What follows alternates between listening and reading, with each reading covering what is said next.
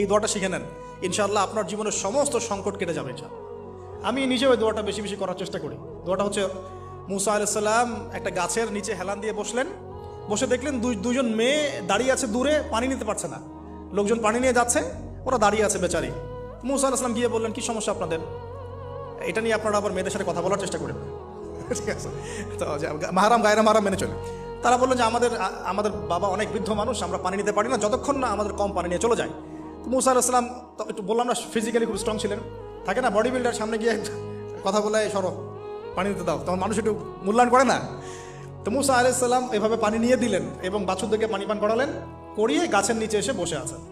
বসে বসে তিনি দোয়া করছেন, এই যে দোয়াটা তিনি দোয়া করছেন, রব্বি, একটা নেক কাজ করলেন, নেক কাজ করলেন না, মানুষের উপকার করলেন, নেক কাজ করে এসে গাছের নিচে বসে দোয়া করছেন, আল্লাহ এখানে তো আমার খাবার পানি বাসস্থান কিছুই নাই, আমি কি করব?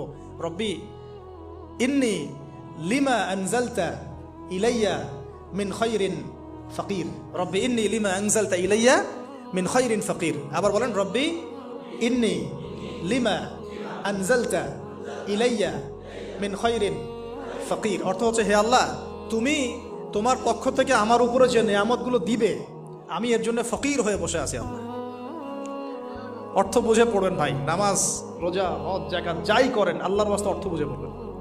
অর্থ বুঝে পড়লে আপনার ইবাদতের স্বাদ পাবেন, তৃপ্তি পাবেন, আল্লাহর সাথে কানেকশন হবে, আল্লাহর নূর পাবেন, মাআরিফত পাবেন, সত্য স্বপ্নও দেখবেন তখন ইনশাআল্লাহ।